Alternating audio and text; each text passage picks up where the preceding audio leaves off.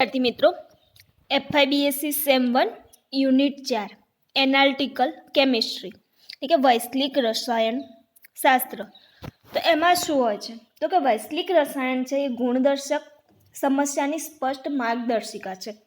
એના સિવાય રસાયણશાસ્ત્રના તમામ ક્ષેત્રોમાં તેનો ફાળો અદ્વિતીય છે. પછી તે બાયોફિઝિક્સ છે, ફાર્માસ્યુટિકલ કેમિસ્ટ્રી છે, ક્વોલિટી કંટ્રોલ છે, મટીરિયલ સાયન્સ છે, જેનેટિક્સ, ભૂસ્તરશાસ્ત્ર કે અન્ય કોઈ પણ શાખા હોય તો તે બધામાં તેનો પ્રભાવ રહેલો છે. હવે બીજું છે મેથડ ઓફ મેઝરમેન્ટ એટલે કે માપનની વિવિધ પદ્ધતિઓ. તો પહેલાં છે કેમિકલ મેથડ એટલે કે રાસાયણિક પદ્ધતિઓ. તો એમાં શું હોય છે કે નમૂનામાં રહેલા જે બિનજરૂરી ઘટકો કે પદાર્થો હોય એમાં યોગ્ય પ્રક્રિયક ઉમેરી શું કરવામાં આવે છે? દૂર કરવામાં આવે છે. બીજી છે ફિઝિકલ મેથડ એટલે કે એની મદદથી શું કરવામાં આવે છે કે દ્રાવણનું pH નિયંત્રિત કરવામાં આવે છે. પછી છે ભૌતિક પદ્ધતિઓ. બીજું શું છે? ગ્રેવિમેટ્રી એટલે કે બાયપ્રેસિપિટેટ. તો એમાં શું હોય છે કે નમૂનામાંથી કોઈ પણ આયનનું અવક્ષેપણ કરી બીજા આયનોથી અલગ કરવામાં આવે છે. એટલે શું કરવામાં આવે છે કે નમૂનાને પૃથ્થકરણ માટે યોગ્ય બનાવવા માટે અન્ય પદ્ધતિઓ જેવી શું હોય છે? ઇલેક્ટ્રોલિસિસ હોય છે, દ્રાવણ નિષ્કર્ષણ, ક્રોમેટોગ્રાફી, બાષ્પીભવન વગેરે વપરાય છે. એના સિવાય પૃથ્થકરણ પદ્ધતિઓમાં રાસાયણિક, ભૌતિક અને બાયોલોજિકલ પદ્ધતિઓનો પણ સમાવેશ થાય છે. પ્રયોગશાળામાં ગુણાત્મક અને ઉપકરણીય પદ્ધતિઓ વપરાય છે.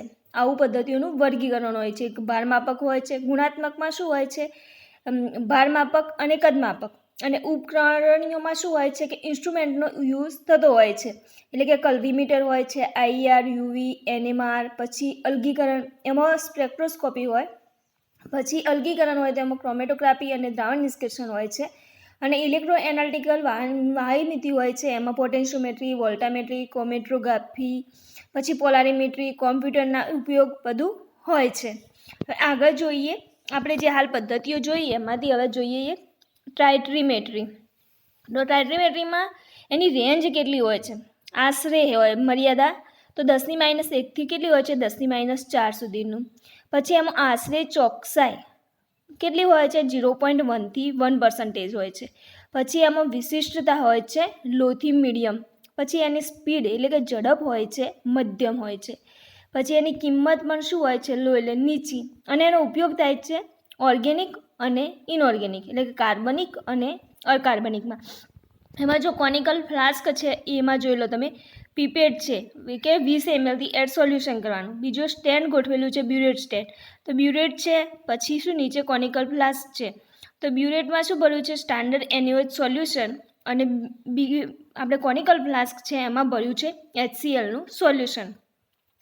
જ્યારે એમાં શું કરવામાં આવે છે? રીડિંગ લેવામાં આવે અને ફિનોલ્ફથેલિનનો ઉપયોગ કરવામાં આવે ત્યારે NaOH એસિડ સાથે કયો કલર આપે છે? કલર ચેન્જ કરે છે. એટલે પિંક આપે અથવા કલર પિંકમાંથી કલરલેસ કરે અને કલરલેસમાંથી શું કરે છે? પિંક કરે છે. હવે બીજું છે કલરીમીટર. તો કલરીમીટરનું તમે જોઈ શકો છો. કલરીમીટર શું કરે છે કે પ્રકાશનું કેટલું એબ્ઝોર્પ્શન થાય છે એના વિશેની માહિતી આપે છે. એના સિવાય છે UV. તો UV જે અલ્ટ્રાવાયોલેટ છે એમાં શું હોય છે કે જે આ પદ્ધતિ એની રેન્જ હોય છે 10⁻3થી 10⁻6 સુધીની. પછી એની જે મર્યાદા હોય છે આશરે એ કેટલી હોય છે? 2% હોય છે. એની જે વિશિષ્ટતા છે એ શું હોય છે? ગુડ અને મીડિયમ એટલે કે સારી અને મધ્યમ હોય છે. પછી જે એની સ્પીડ છે એ શું હોય છે? મીડિયમ હોય છે. કોસ્ટ શું હોય છે? નીચી એટલે કે મધ્યમ હોય છે. અને યુઝ ક્યાં થાય છે? ઓર્ગેનિક અને ઇનઓર્ગેનિકમાં. પછી આ શું છે? High performance liquid chromatography HPLC. તો એમાં પણ શું હોય છે HPLCમાં કે એની રેન્જ હોય છે 10⁻3થી 10⁻6. પછી એનું પ્રેસિપિટેશન 2.5% હોય છે. અને સિલેક્ટિવિટી ગુડ હોય છે. સ્પીડ શું હોય છે? ફાસ્ટથી મીડિયમ. કોસ્ટ હોય છે મીડિયમથી હાઈ. અને યુઝ શું હોય છે? ઓર્ગેનિક અને મલ્ટી કોમ્પોનન્ટ. પછી pH મીટર છે. pH મીટરનો ઉપયોગ શું થાય છે? દ્રાવણની pH માપવા માટે કે દ્રાવણ એસિડ છે, એસિડ હોય તો 7 સુધીની હશે, બેઝ હશે તો શું હશે? 7થી 14 સુધીની. અને નેચરલ હશે ન્યુટ્રલ તો એની pH કેટલી હશે? 7. બરાબર. તો pH માપવા માટે શાનો ઉપયોગ થાય છે? pH મીટરનો. એના સિવાય છે હવે વોલ્ટામેટ્રી. તો વોલ્ટામેટ્રીની જે રેન્જ છે એ 10⁻3થી શું હોય છે? 10⁻10 સુધીની હોય છે. એની આશરે ચોકસાઈ 2 થી 5ની હોય છે, સિલેક્ટિવિટી ગુડ હોય છે, અને સ્પીડ ઝડપ મીડિયમ હોય છે, પછી કોસ્ટ પણ શું હોય છે, મીડિયમ હોય છે, અને ઉપયોગ શેમાં થાય છે, ઇનઓર્ગેનિક અને ઓર્ગેનિકમાં. એટલે કે આ જે વિવિધ વૈશ્લેષિક પદ્ધતિઓની શું છે, સરખામણી છે કે એની કોસ્ટ, પછી એની સ્પીડ, યુઝ અને સિલેક્ટિવિટી શું હોય છે તે. હવે શું છે, આલ્કોહોલ 0 થી 80%, અને આ શું છે, રિફ્રેક્ટ્રોમીટર. તો રિફ્રેક્ટ્રોમીટર એનું શું થાય છે, રિફ્રેક્ટ્રોમીટરની મદદથી જે પાણી છે એનું શું કરી શકાય છે, જે ટપકા પડે છે એ શોધી શકાય છે. એના સિવાય છે પોટેન્શિયોમીટર. તો પોટેન્શિયોમીટરમાં શું હોય છે, એની રેન્જ છે -1 થી -6 સુધીની. એની આશરે ચોકસાઈ શું છે, 2 છે. પછી વિશિષ્ટતા સારી છે. એની ઝડપ શું છે, ઝડપ પણ ઝડપી હોય છે. કિંમત નીચી હોય છે, અને કાર્બનિક અને અકાર્બનિક બંનેમાં શું થાય છે, ઉપયોગ કરી શકાય છે. હવે આવ્યું છે મેથડ, વેઇટ અને વોલ્યુમ. એટલે કે જે નમૂનાની સાઇઝ પ્રમાણે વૈશ્લેષિક પદ્ધતિઓ છે એનું વર્ગીકરણ. તો મેસો હશે તો શું હશે, ગ્રેટર દેન 100 હોય છે. અને નમૂનાનું કદ એ શેમાં હોય છે, મ્યુ = લેમ્બડામાં. તો એ શું હોય છે, ગ્રેટર દેન 100 હોય છે. હવે સેમી માઇક્રો હોય તો 10 થી 100ની વચ્ચે, અને એનું વોલ્યુમ છે એ કેટલું હોય છે, 50 થી 100ની વચ્ચે. હવે માઇક્રો હશે તો 1 થી 10ની વચ્ચે, અને એનું નમૂનાનું કદ હશે <50, અને અલ્ટ્રા માઇક્રો હશે તો <1, અને નમૂનાનું કદ હોતું નથી. આ વેટ છે એ શું હોય છે, mgમાં એટલે કે માઇક્રોગ્રામમાં હોય છે, અને વોલ્યુમ છે એ લેમ્બડામાં હોય છે, તરંગ લંબાઈ. બરાબર. હવે આગળ જોઈએ ઇલેક્ટ્રોકેમિકલ મેથડ. એટલે કે રાસાયણિક પૃથ્થકરણ માટેની ઉપકરણીય પદ્ધતિઓનું છે એ વર્ગીકરણ દર્શાવવાનું છે. તેમાં છે ઇલેક્ટ્રોકેમિકલ રીતો. તો એમાં રીતમાં સમાયેલી ઘટના શું છે, કે જે પ્રણાલીના ઇલેક્ટ્રિકલ ગુણધર્મો છે એમાં શું થાય છે, ફેરફાર થાય છે. અને એનો જથ્થો કે ગુણધર્મનું માપન શું હોય છે, કે જમા કરેલ પદાર્થનું દળ હોય છે. હવે એની રેન્જ કેટલી હોય છે, 10 - 1 થી 14 હોય છે. પછી એની આશરે ચોકસાઈ કેટલી હોય છે, 0.01 થી 2%. ને સિલેક્ટિવિટી હોય છે મીડિયમ. પછી સ્પીડ શું હોય છે, સ્લોથી મીડિયમ. કોસ્ટ પણ શું હોય છે, મીડિયમ હોય છે. અને પછી યુઝ શેમાં થાય છે, ઓર્ગેનિક અને ઇનઓર્ગેનિકમાં. હવે છે કલરીમીટર. તો કલરીમીટરમાં શું થાય છે, કે એને રેતમાં સમાયેલી ઘટના શું હોય છે, કે ઇલેક્ટ્રોલિસિસ છે શરતો છે હેઠળ ઇલેક્ટ્રોનના પદાર્થ પર શું થવું, જમા થવું. અને એના સિવાયમાં શું હોય છે, વિદ્યુતનો જથ્થો માપવામાં આવે છે. જો કલરીમીટર શું છે, કે ઇલેક્ટ્રોકેમિકલ મેથડ બેઝડ ઓન શું છે, quantitative oxidation or reduction of analysis. હવે મેઝરમેન્ટ શું છે, કે amount of analytical by measuring amount of current and time required to complete reaction. એટલે કે ચાર્જ શું થશે, કરંટ ઇન્ટુ ટાઈમ. પછી example, colorimeter titration of Cl-. તો શું થાય છે, Ag Ag+ electron minus oxidation પ્રક્રિયા થાય છે, અને Ag++ Cl- માંથી શું બને છે, AgCl બને છે. એટલે શું થાય છે, કે રિડક્શન પ્રક્રિયા થાય છે. એટલે કે શું ઇલેક્ટ્રોલિસિસ શરતો હેઠળ જે આ ઇલેક્ટ્રોડ હશે એના પર શું થાય છે, કે પદાર્થનું જમા થવું. અને એમાં શું હોય છે, વિદ્યુતનો જથ્થો. કે જથ્થા શાનું ગુણધર્મનું માપન થાય છે, તો કે વિદ્યુતના જથ્થાનું માપન થાય છે. હવે આગળ જોઈએ પોટેન્શિયોમેટ્રી. તો પોટેન્શિયોમેટ્રી શું હોય છે, કે રાસાયણિક પ્રક્રિયા દરમિયાન પ્રણાલીમાં ઇલેક્ટ્રોનના પોટેન્શિયલ ફેરફાર. એટલે કે એમાં માપન શું હોય છે, ઇલેક્ટ્રોડ પોટેન્શિયલ.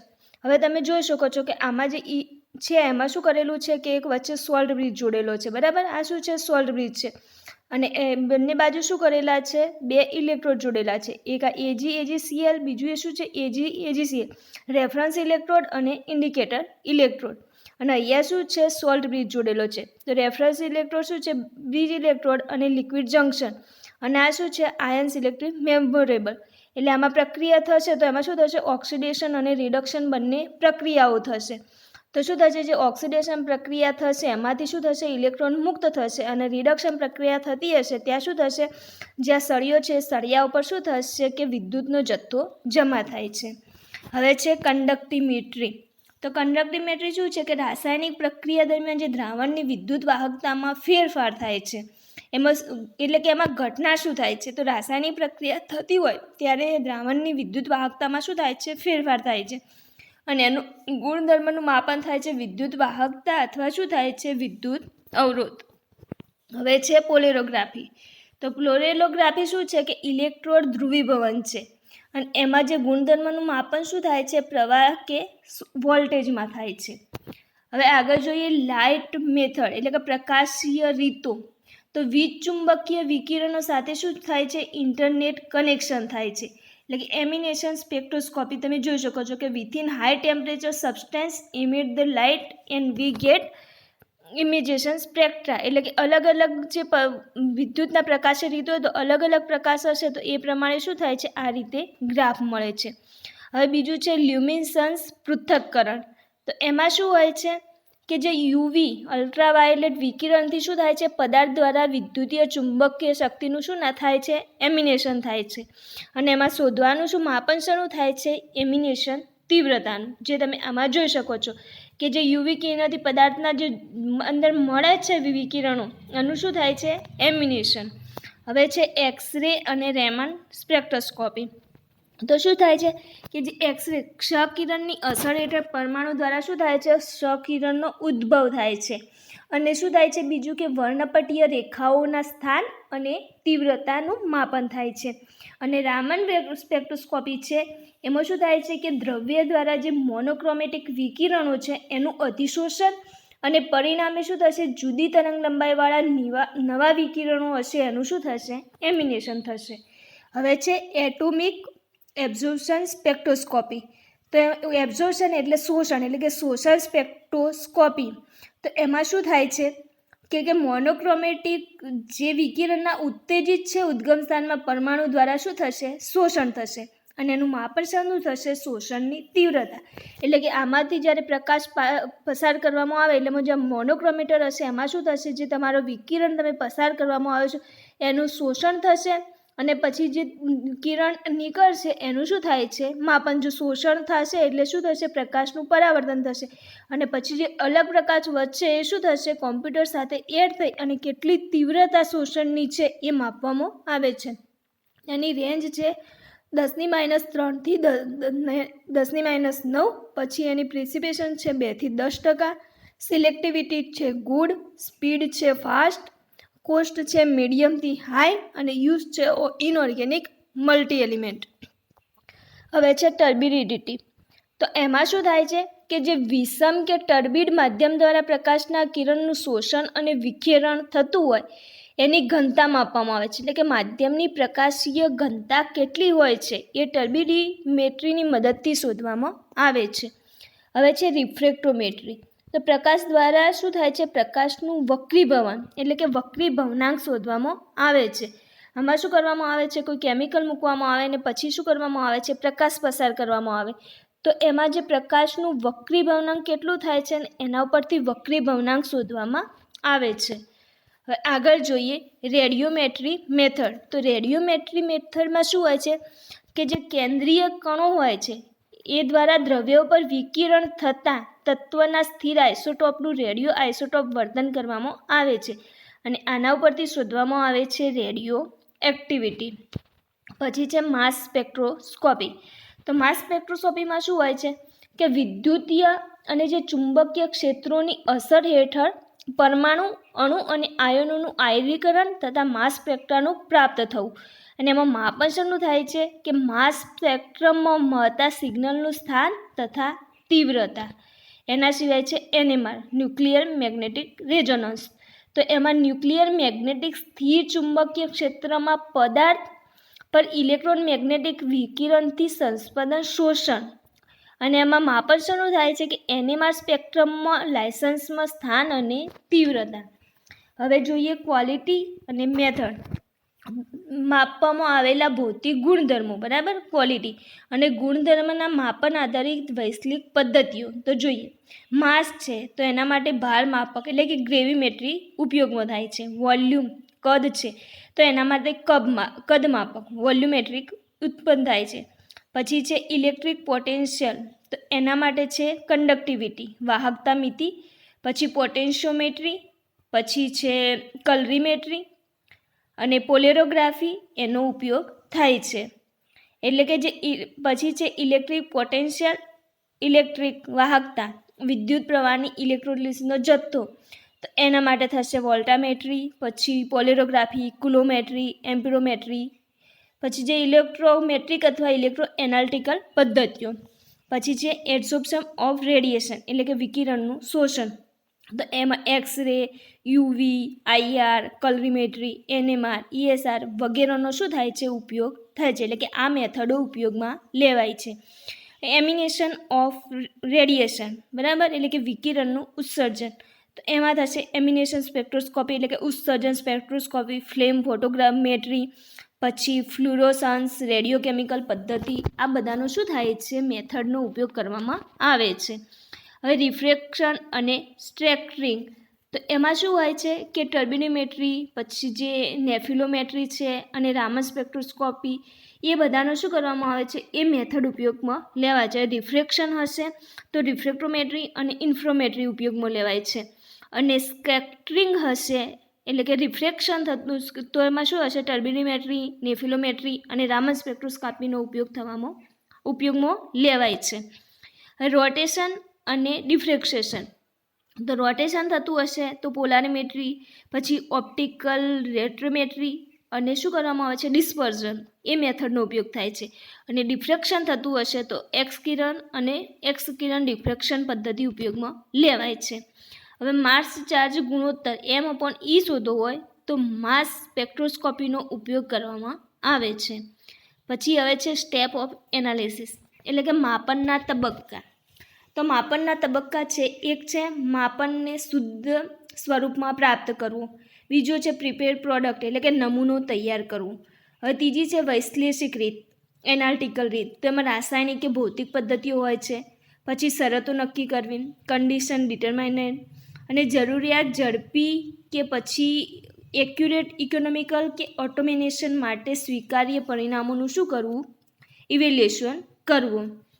હવે આગળ છે મેથડ ઓફ એનાલિસિસ એટલે કે માપનની પદ્ધતિઓ, તો એમાં એક છે ગ્રેવિમેટ્રી એટલે કે બ્રાવર માપક પૃથ્થકરણ, પછી છે વોલ્યુમેટ્રિક એટલે કે કદ માપક પૃથ્થકરણ, લાઇટ મેથડ એટલે કે પ્રકાશીય પદ્ધતિઓ, ઇલેક્ટ્રિક મેથડ એટલે કે ઇલેક્ટ્રિકલ પદ્ધતિઓ, અને સેપરેશન મેથડ એટલે કે શું થાય છે અલગીકરણ પદ્ધતિઓ.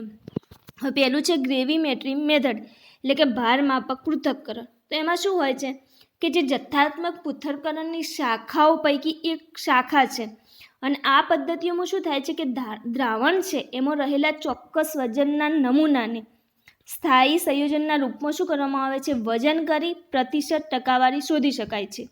પછી જે અવક્ષેપણ ઇલેક્ટ્રો હોય છે, ડિપોઝિશન હોય છે, અને બાષ્પાયન દ્વારા આ પદ્ધતિ શું કરવામાં આવે છે. એના સિવાય શું હોય છે અવક્ષેપણ હોય છે, તો એમાં શું છે કે જે નમૂનાના પદાર્થની અનુવર્તી અવક્ષેપણ કરી તેના વજન દ્વારા શું કરવામાં આવે છે પદાર્થના ઘટકની જાણકારી મળે છે, જેમાં ઇચ્છનીય ઘટકોનું અવક્ષેપણ, ગાળણ, સૂકવણી અને અવક્ષેપણનું વજન કરવું એ તબક્કાનો સમાવેશ થાય છે. એટલે કે જ્યારે આપણે કોઈ પીપીટી બે કેમિકલ મિક્સ કરી અને પીપીટી બનાવતા હોય તો પીપીટી છે એના બનાવે છે એને શું કરવામાં આવે છે ગાળવવામાં આવે છે, પછી એને ડ્રાય કરવામાં આવે છે, અને પછી જે પીપીટી મળે છે એનું શું કરવામાં આવે છે વજન કરવામાં આવે છે.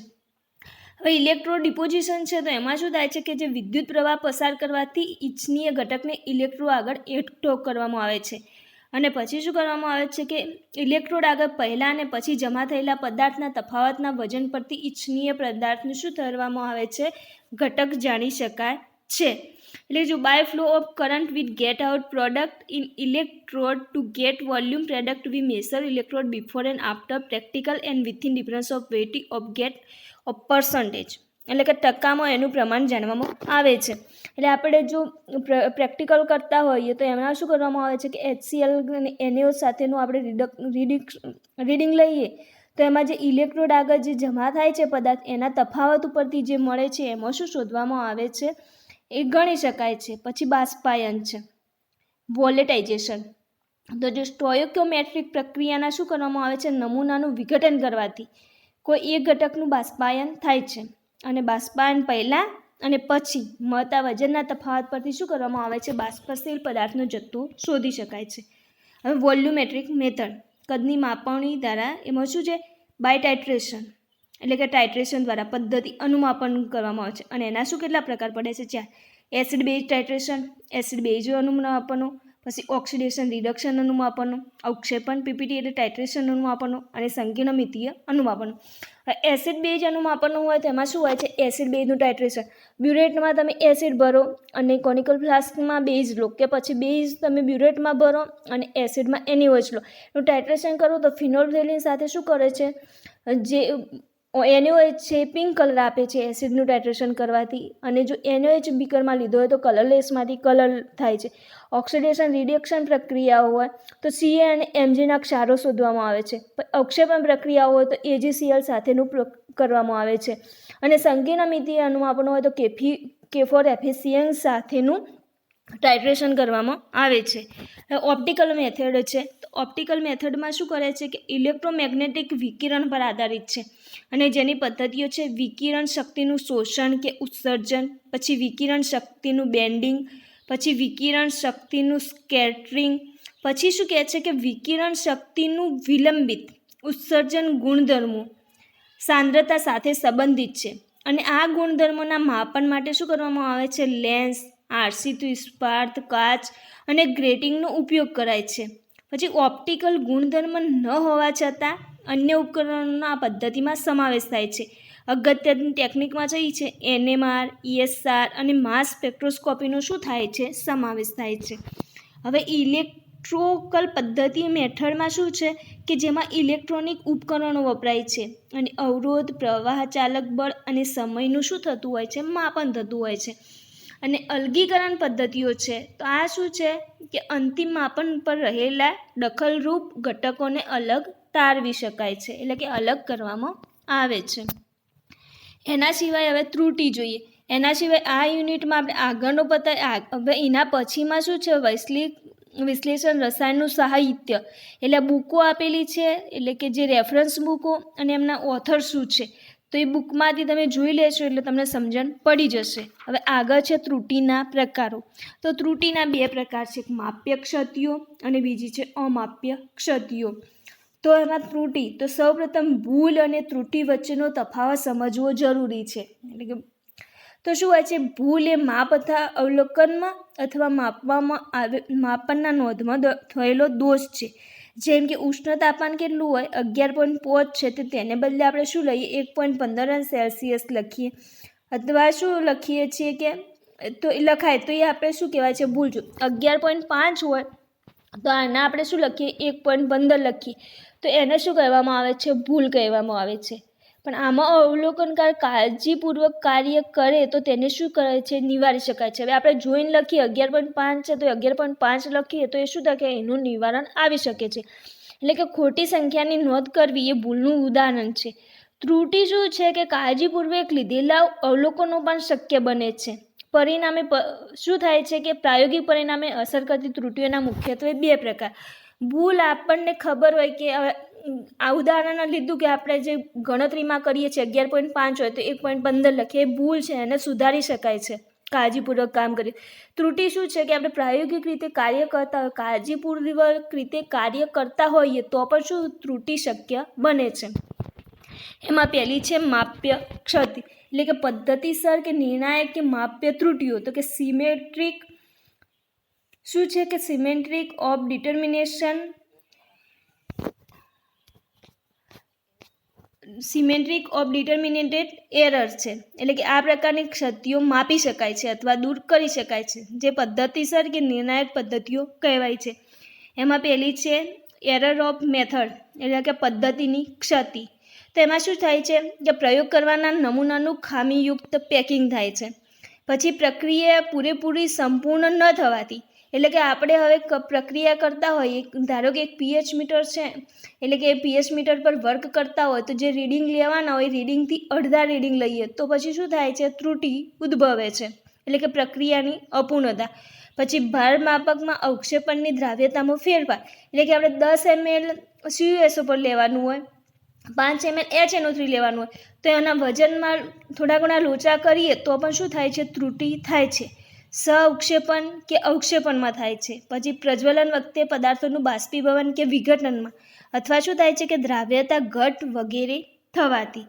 બીજું શું છે કે ઇક્વિપમેન્ટ એન્ડ મટીરિયલ એરર્સ, એટલે કે ઉપકરણીય પદ્ધતિઓ અને પ્રક્રિયા ક્ષતિઓ. તો એમાં શું થાય છે કે બેલેન્સની રચનામાં રહેલી ખામી, પછી અપ્રમાણિત કે અયોગ્ય વજનો, એટલે કે આપણે જે વજન કોટા હોય છે અયોગ્ય હોય કે પ્રમાણિત સ્ટાન્ડર્ડાઇઝેશન ના કરેલા હોય તો, પછી અંકિત કર્યા વગરના કાચના સાધનો આપણે જે યુઝ કરતા હોય છીએ, મેજરિંગ સિલિન્ડર, પછી બીકર, એના સિવાય કોનિકલ ફ્લાસ્ક, તો એ મેજર કર્યા વગરના ગ્લાસવેર, પછી અશુદ્ધિયુક્ત પ્રક્રિયકો જે આપણે લેતા હોઈએ છીએ, પ્રક્રિયકો એ શું હોય અશુદ્ધિયુક્ત, એના સિવાય ચોક્કસ પ્રકારના પ્રક્રિયકોમાંથી કાચના સાધનો ઉપર થતી અસર. હવે ત્રીજી છે ઓપરેશનલ એરર, એટલે કે કાર્ય પદ્ધતિય ત્રુટિ. તો આ પ્રકારની ત્રુટિ શું હોય છે, પ્રયોગ કરનાર કે અવલોકનકાર પોતે જવાબદાર બને છે. આ માટે શું થાય છે કે પ્રયોગની રીત કે પદ્ધતિ જવાબદાર નથી.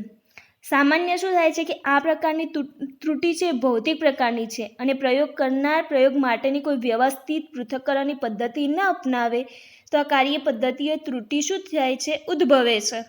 હવે પૃથ્થકરણમાં સંકળાયેલા વિવિધ તબક્કાઓમાંથી પસાર થતા પદાર્થમાં થતી ઘટ, એટલે કે જ્યારે આપણે ઓર્ગેનિકમાં સેપરેશન કરતા હોય તો સેપરેશન 4 થી 5 તબક્કામાં કરવામાં આવે, તો આપણે થોડા પ્રમાણમાં લઈને સેપરેશન ચાલુ કરીએ તો છેલ્લે આવતા શું થાય છે સોલ્યુશન ઘટી જાય છે, એટલે કે પદાર્થમાં થતી ઘટ.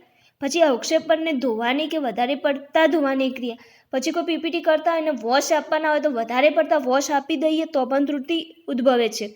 અયોગ્ય તાપમાને અવક્ષેપણને ગરમ કરો. હવે કહેવામાં આવ્યું કે 45°C તાપમાને ગરમ કરો, તો 50°C તાપમાને ગરમ કરીએ તો પણ ત્રુટિ આવે અને 40° તાપમાને ગરમ કરીએ તો પણ ત્રુટિ આવે.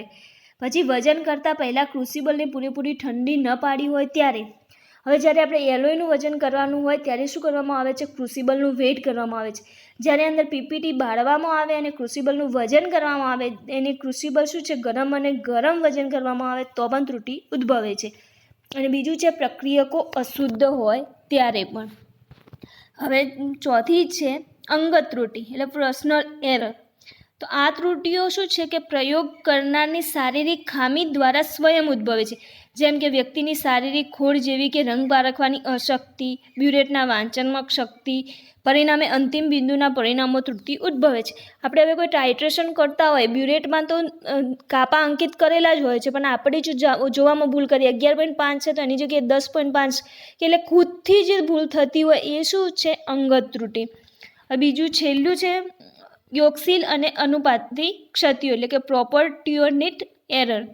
તો શું કહે છે કે યોગશીલ ક્ષતિનું નિરપેક્ષ મૂલ્ય શું હોય છે માપનના સંકળાયેલ ઘટકના પ્રમાણથી, એટલે કે સ્વતંત્ર છે. જેમ કે અવક્ષેપણને ક્રુસિબલમાં ગરમ કરતાં શું થાય છે, ક્રુસિબલના નમૂનાથી થતી ઘટ. 10 ગ્રામનું વજન 5 ગ્રામ દર્શાવે છે, જેથી દરેક વજનમાં કેટલી ક્ષતિ આવશે 0.5 ગ્રામ.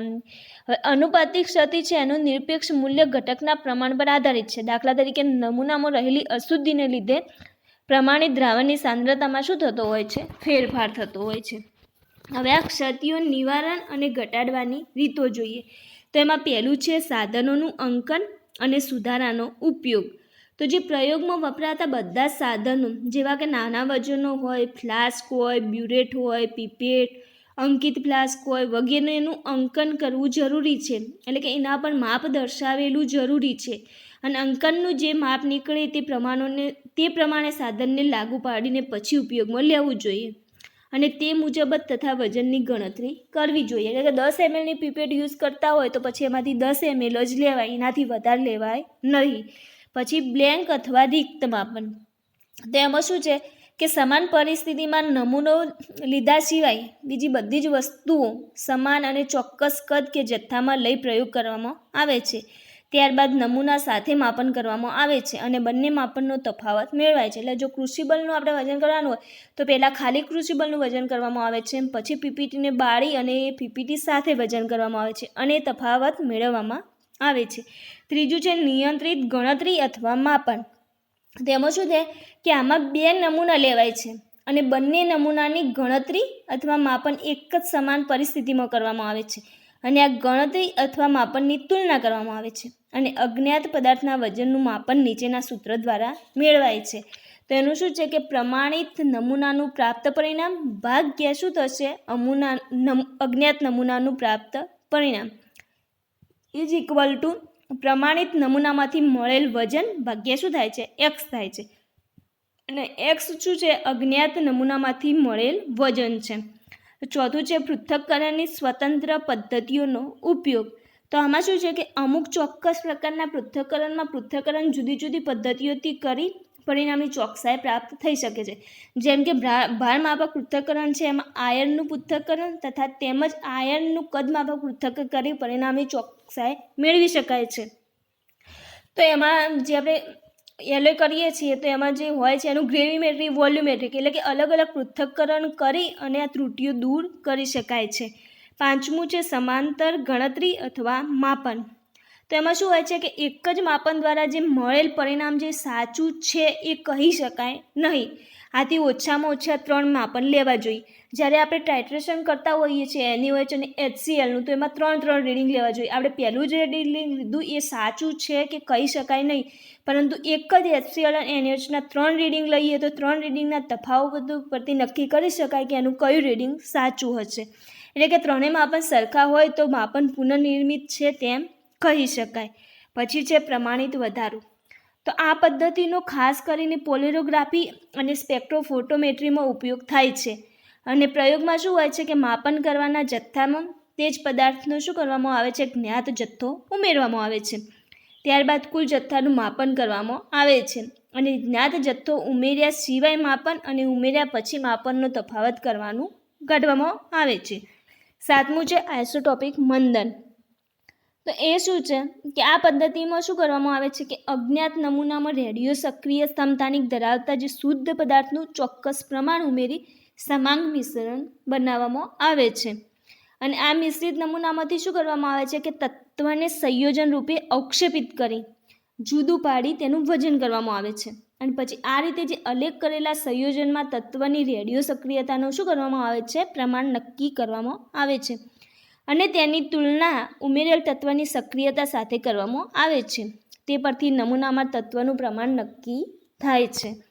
હવે આગળ જોઈએ એક્યુરેસી એન્ડ પ્રિસિશન્સ એટલે કે પરિશુદ્ધિ અને બીજું છે ચોકસાઈ.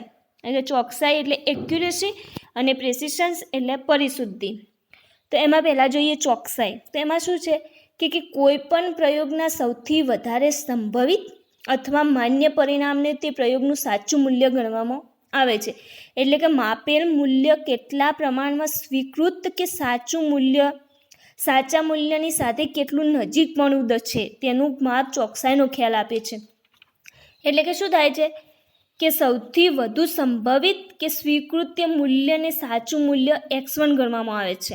પછી જે આ માપન સાચા મૂલ્યની જેટલું વધુ એટલે કે નજીક હોય તેટલું જ વધુ ચોકસાઈપૂર્વક છે તેમ ગણવામાં આવે છે. અને ચોકસાઈનું મૂલ્ય શું કરવામાં આવે છે કે ક્ષતિ ઉપરથી મળે છે. અને ક્ષતિ પ્રાયોગિક મૂલ્ય અને સ્વીકૃત મૂલ્ય વચ્ચેનો તફાવત છે. એટલે કે xi - xt આને નિરપેક્ષ ક્ષતિ કહેવામાં આવે છે. આમ તફાવત જેટલો ઓછો તેમ અવલોકન વધારે ચોક્કસ અથવા માપનમાં ચોકસાઈ છે તેમ કહેવાય. અથવા શું થાય છે તફાવત ધન કે ઋણ હોઈ શકે.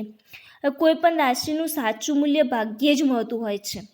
હવે જોઈએ પુનર્નિર્મિત પરિશુદ્ધિ. તો શું છે કે એક જ પ્રકારનું જે પરિમાણાત્મક પૃથ્થકરણ હોય છે એના એક સરખા જથ્થાના જુદા જુદા ઘણા પરિણામોમાં સમાનતા કે સુગતતા હોય તો એને શું કહેવામાં આવે છે? પુનર્નિર્મિત છે તેમ કહેવાય. સરેરાશ વિચલન અથવા સરેરાશ સાપેક્ષ વિચલન એ પુનર્નિર્મિતતાનું શું છે? માપ છે. વિચલન એટલે પ્રાયોગિક મૂલ્ય અને નમૂનાના અવલોકનોનું સરેરાશ મૂલ્યનો શું થાય છે? તફાવત થાય છે. હવે જેમ વિચલન ઓછું તેમ પુનર્નિર્મિતતા વધુ અને જેમ વિચલન વધુ તેમ પુનર્નિર્મિતતા શું થશે? ઓછી થાય છે. ચોકસાઈ એ અવલોકનના મૂલ્યનું સાચાપણું દર્શાવે છે, જ્યારે પુનર્નિર્મિતતા એ અવલોકનને એક કરતાં વધારે વખત કરવાથી તેને જે પરિણામો કેટલા અંશે આવે છે એટલે કે માપન કેટલું પુનર્નિર્મિત થાય છે તેનો ખ્યાલ આપે છે. હવે ચોકસાઈ દર્શાવવાની રીતો. તો એમાં પહેલી છે નિરપેક્ષ ક્ષતિ. તો નિરપેક્ષ ક્ષતિ શું થશે કે નિરપેક્ષ ક્ષતિ = શું થશે? પ્રાયોગિક અવલોકન xi - સ્વીકૃત સાચું મૂલ્ય xt.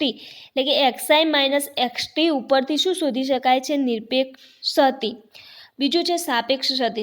તો સાપેક્ષ ગતિ એ શું છે કે નિરપેક્ષ ગતિ અને સાચા મૂલ્યનો ગુણોત્તર છે, અથવા તે સાપેક્ષ ગતિ અને સાચા મૂલ્યનો શું થાય છે? ગુણોત્તર થાય છે. સામાન્ય રીતે સાપેક્ષ ગતિ એ સાચા મૂલ્યના સંદર્ભમાં એટલે કે ટકા અથવા % પીપીટી પ્રતિ હાજરમાં દર્શાવવામાં આવે છે. એટલે સાપેક્ષ ગતિ શું થશે? XI માઇનસ XT, જે આપણે શું લાવ્યા હતા નિરપેક્ષ ગતિ, ભાગ્યા શું થશે? XT, એટલે કે જે સાચું મૂલ્ય છે એના વડે ભાગવામાં આવશે, ઇન્ટુ 100 કરવામાં આવશે, અથવા શું કરવામાં આવે છે? 1000 કરવામાં આવે છે. હવે બીજું શું છે કે પરિશુદ્ધિ દર્શાવવાના માપ. તો એમાં પહેલું છે વિચલન. એટલે શું થાય છે કે નમૂનાના પ્રાયોગિક મૂલ્ય અને નમૂનાના અવલોકનોનો સરેરાશ x બાર અથવા મીડિયમ m બાર નો તફાવત, એટલે કે d ઇઝ ઇક્વલ ટુ શું થશે? xi માઇનસ x બાર અથવા xi માઇનસ m બાર. હવે સરેરાશ વિચલન d બાર શું થશે કે જે સરેરાશ વિચલન શોધવા માટે ચિહ્ન પ્લસ કે માઇનસ ધ્યાનમાં રાખ્યા સિવાય વિચલનના સરવાળાને અવલોકનની કુલ સંખ્યા વડે ભાગવામાં આવે છે. એટલે D bar is equal to શું થશે? સમેશન xi માઇનસ x બાર, જે વિચલન લાયા, ભાગ્યા n, એટલે કે જેટલા નમૂના છે એના વડે ભાગવામાં આવે છે. બીજું છે સાપેક્ષ સરેરાશ વિચલન. તો સરેરાશ વિચલનને શું કરવામાં આવે છે કે અવલોકનના મૂલ્યોનો સરેરાશ એટલે કે x બાર અથવા મીડિયમ બાર વડે ભાગતા સાપેક્ષ સરેરાશ વિચલન મળે છે. એટલે જે સરેરાશ વિચલનનું સૂત્ર હતું એને સાપેક્ષ વિચલન શું થશે? ડી બાર ભાગ્યા x બાર ઇન્ટુ 100. અને નિરપેક્ષ સરેરાશ વિચલનમાં શું થાય છે કે ઘણીવાર નિરપેક્ષ વિચલન એ શું છે? પરિશુદ્ધિના માપ માટે વપરાય છે. અને જે નિરપેક્ષ સરેરાશ વિચલન છે એ આપેલ નમૂનાના શું થાય છે કે અવલોકનના મૂલ્યોનો સરેરાશ અને નમૂનાની સ્વીકૃતિ કે સાચા મૂલ્યનો તફાવત છે. એટલે કે નિરપેક્ષ સરેરાશ વિચલન is equal to x bar minus XT થશે. હવે સાપેક્ષ પ્રમાણભૂત શું છે? પ્રમાણભૂત વિચલન. તો પ્રમાણભૂત વિચલન એ સરેરાશ વિચલન કરતાં પુનઃનિર્મિતતાનું સારું માપ આપે છે, કારણ કે તેમાં મોટો વિચલન ઉપર આધાર રાખે છે, એટલે કે તેમાં લગભગ બધા જ વિચલનોનો સમાવેશ થાય છે. તો પ્રમાણભૂત વિચલન માટે શું કરવામાં આવે છે કે વર્ગના સરેરાશના મૂલ્યનું વર્ગમૂળ અને તેને s વડે દર્શાવવાનું. s ઇઝ ઇક્વલ ટુ શું લખાશે? વર્ગમૂળમાં e into xi minus x બાર અપોન n, એટલે એ શું થાય છે? વિચલન d, એટલે વર્ગમૂળમાં સમેશન d નો સ્ક્વેર અપોન શું થશે? n થશે. હવે છે સાપેક્ષ પ્રમાણભૂત વિચલન. તો જે પૂર્ણનિર્મિતતા દર્શાવવા માટે એક બીજું માપ છે જેને સાપેક્ષ પ્રમાણભૂત વિચલન કહેવાય છે, CV. તો CV is equal to s upon x into 100% અથવા 1000% RCD. અને છેલ્લું છે સરેરાશની પરિશુદ્ધિ. તો એમાં શું છે કે આને સરેરાશની પરિશુદ્ધિ પણ કહે છે, એટલે કે અવલોકનોની શ્રેણી માટે શું થાય છે કે સરેરાશ પરિશુદ્ધિ અને દરેક મૂલ્યના વિચલનના nના વર્ગમૂળના શું હોય છે? વ્યસ્ત પ્રમાણમાં, એટલે કે સરેરાશ મૂલ્યનું સરેરાશ વિચલન એટલે કે n ભાગ્યા વર્ગમૂળમાં d, પછી સાપેક્ષ સરેરાશ મૂલ્યનું સરેરાશ વિચલન d ભાગ્યા x ઇન્ટુ વર્ગમૂળમાં n ઇન્ટુ 100 કહો તો શું થશે? 1000 થશે. પછી સરેરાશ મૂલ્યનું પ્રમાણભૂત વિચલન s ઇઝ ઇક્વલ ટુ શું થશે? વર્ગમૂળમાં n થશે. અને સાપેક્ષ સરેરાશ મૂલ્યનું પ્રમાણભૂત વિચલન એટલે s ભાગ્યા વર્ગમૂળમાં n ઇન્ટુ x બાર ઇન્ટુ શું થશે? 100 થશે. હવે અર્થસૂચક અંકો. તો અર્થસૂચક અંકો કોને કહેવાય? એટલે કે સિગ્નિફિકન્ટ ફિગર્સ. તો એમાં જો 0 થી 9 સુધીના આંકડાઓને શું કહે છે? ડિજિટ કહે છે. અને અર્ધસૂચક સંખ્યા એક એવો આંકડો છે જે પોતાનો સ્થાન પ્રમાણ સૂચવે છે. અનિશ્ચિતતા નક્કી કરવા માટેની જે પદ્ધતિઓ છે એમાં અર્ધસૂચક આંકડાનો શું વિશેષ ઉપયોગ થાય છે. અને તે અનિશ્ચિતતાનું શું છે? અંદાજિત માપ છે. અને પરિશુદ્ધિ દર્શાવવા માટેની પણ આ એક શું છે? પદ્ધતિ છે. હવે અવલોકિત રાશિ દર્શાવવા શું હોય છે? વપરાતી સંખ્યામાં ફક્ત એક જ ચોક્કસ કે અનિશ્ચિત આંક હોવો જોઈએ, અર્થાત જો છેલ્લો આંક અર્થસૂચક ન હોવો જોઈએ. અન્ય રીતે દર્શાવીએ તો શું થાય છે કે અંતિમ પરિણામ એ રીતે દર્શાવવું જોઈએ કે જે છેલ્લો આંક છે એના આગળનો આંક શું હોવો જોઈએ? સાર્થક હોવો જોઈએ. અને જે છેલ્લો આંક છે અર્થસૂચક ન હોવો જોઈએ. હવે ભારમાત્રક પૃથ્થકરણ છે એને મિલીગ્રામના 10મા ભાગમાં જેટલી ચોકસાઈ દર્શાવતી હોય છે. દાખલા તરીકે આપણે એક લઈ લીધું 3.2557 ગ્રામ, એટલે કે આ વજન 3.2556 કરતાં વધારે અને 3.2558 કરતાં શું છે? ઓછું છે તો આ 7 અર્ધસૂચક અંક નથી. માપનની પરિશુદ્ધિ દર્શાવવા માટે જે સંખ્યા વપરાય તેમાંના આંકડાઓ અર્ધસૂચક આંકડાઓ શું કહેવાય છે. એટલે કે આપણે 3.2557 લીધું તો એ શું કે 56 કરતાં વધારે છે અને 58 કરતાં ઓછું છે. એટલે કે જે છેલ્લો અંક 7 છે એ અર્ધસૂચક કહી શકાય નહીં. અને આ જે સંખ્યા વપરાય છે તેમાંના આંકડાઓને અર્ધસૂચક આંકડાઓ કહેવામાં આવે છે. હવે શૂન્યનું સ્થાન જોઈએ તો શૂન્યની કિંમત તે સંખ્યાના કયા સ્થાને છે તેની ઉપર તેની સાર્થકતા રહેલી છે. આથી શું થાય છે કે પરિણામ છે એ એક ચોક્કસ અંક રાખવો જોઈએ. જો શરૂમાં શૂન્ય દશાંશ ચિહ્નના સ્થાનની આગળ કે તરત પાછળ હોય તો તે અર્ધસૂચક આંક નથી, કારણ કે અહીં શૂન્યનો ઉપયોગ દશાંશ સ્થાન નક્કી કરવા થયો છે. બાકીના બધા સ્થાને શૂન્ય અર્ધસૂચક આંક કહેવાય છે. ઉદાહરણ લઈ લઈએ આપણે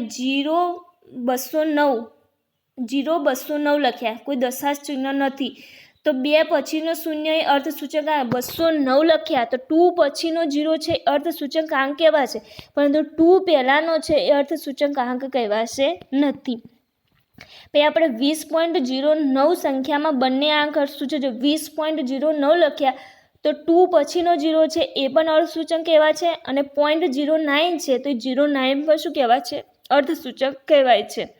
હવે 100.08 સંખ્યામાં 5 અર્ધસૂચક આંક છે. કેટલા? 100.08માં એટલે 100 એ બંને શૂન્ય શું છે? અર્ધસૂચક છે. એટલે 3 એ થયા અને 0.08 એટલે 2 એટલે કુલ કેટલા છે? 5 અર્ધસૂચક આંક અને બધા 0 શું છે? અર્ધસૂચક છે.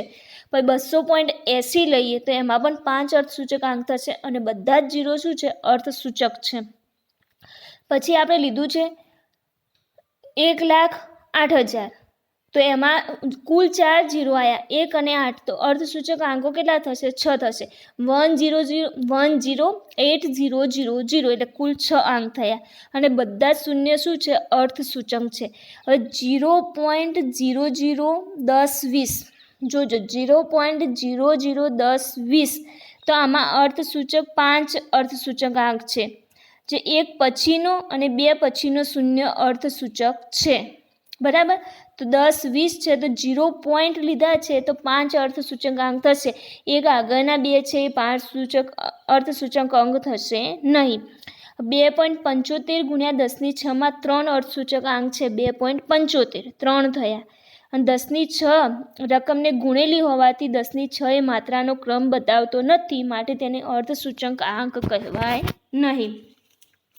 હવે જે અર્ધસૂચક આંક નક્કી કરવા માટેના અગત્યના નિયમો જોઈએ તો જો સંખ્યાનો છેલ્લો આંક 5 કરતાં ઓછો હોય તો તેને દૂર કરી શકાય છે. ઉદાહરણ લઈએ તો જો 4.3224 ને 4 અર્ધસૂચક આંકોમાં ફેરવવો હોય તો આંકડો જે 24 છે તો શું કરવામાં આવે છે કે 4ને 5 કરતાં ઓછો હોવાથી કાઢી નાખો તો શું થશે? પહેલાં શું હતું? 4.3224 તો 4 5 કરતાં ઓછો છે તો એને કાઢી નાખીએ તો શું થઈ જશે? 4.322. પેલું હતું 3224 હતું, 4ને કાઢી નાખીએ તો શું થશે? 4.322. જો છેલ્લો સંખ્યાનો આંક 5 કરતાં વધુ હોય તો તેને કાઢી નાખી તેની આગળના આંકમાં 1 ઉમેરો. હવે શું લખ્યું છે? 4.3327 તો જે 7 છે 5 કરતાં વધારે છે તો જે એના આગળનો એટલે 27 છે 2 છે 2માં 1 ઉમેરી દો એટલે શું થઈ જશે? 3 થઈ જશે અને 7ને શું થાય? નીકાળી દો એટલે શું થશે? 4.333. 27 છે એમાંથી 7ને નીકાળો અને 2માં 1 એડ કરો એટલે 4.333. પછી જો છેલ્લો આંક 5 હોય અને આ 5 પછી કોઈ આંક ન હોય કે શૂન્ય હોય તો 5ની આગળનો આંક એકી હોય તો તેમાં 1 ઉમેરો અને બેકી આંક હોય તો તેમાં કંઈ જ ઉમેરવું નહીં. 1.235 છે બરાબર, કે 1.2350 હોય તો તેને શું 1.24 મુજબ દર્શાવો. અહીં શું થાય છે કે એ અહીં 5ની આગળ એકી આંક 3 હોવાથી 1.2350 લખ્યો તો પાછળ 0 છે પણ 5 છે એની આગળ શું છે? 3 એકી સંખ્યા છે તો તેમાં 1 ઉમેરો એટલે શું થઈ જશે? 4 થઈ જશે એટલે 1.24 લખી શકાય. અને 1.245 છે બરાબર, તો એમાં શું થાય છે કે 1.2450 હોય તો તેમાં શું થાય છે? એની આગળનો અંક દેશી શું હોય છે? બેકી સંખ્યા હોય તો એમાં શું કરવામાં આવે છે કે કોઈ જ ઉમેરવામાં આવતું નથી અને 1.24 દર્શાવી દો. કારણ કે 5ની આગળ બેકી આંક 4 હોય તો તેમાંથી ઉમેરવો નહીં. 32 50 અને 33 50 એને નજીકના શતકમાં ફેરવવા હોય તો 32 50 હશે તો 3.2 ગુણ્યા 10ની 3 થશે અને 33 50 છે તો 5ની આગળ શું છે એકી સંખ્યા છે તો એમાં 1 ઉમેરો તો 3.4 ગુણ્યા 10ની 3 થશે. હવે જો 5 પછી શૂન્ય સિવાયનો કોઈ અંક હોય તો 5ના પહેલાં જે આંક એકી કે બેકી હોય તો પણ 1 ઉમેરો. હવે લીધું છે 2.2453 હોય તો એમાં 5 પછી 5 છે. શું છે? 5 પછી 5 3 છે તો તેની 3 આગળનો આંક એકી કે બેકી સંખ્યા હોય તો તેમાં શું થાય છે? 1 ઉમેરીને કુલ 3 અર્ધસૂચક આંક રાખી શકાય છે. 2.2453 છે તો એમાં 5 પછી 0 નથી 3 છે. હવે જો બેકી સંખ્યા હશે પણ તો પણ એક એડ થશે તો 24ની જગ્યાએ શું થઈ જશે? 25 થઈ જશે. તો આ હતા અર્ધસૂચક અંકો નક્કી કરવા માટેના નિયમો. તો આટલા સુધીનું છે. Thank you.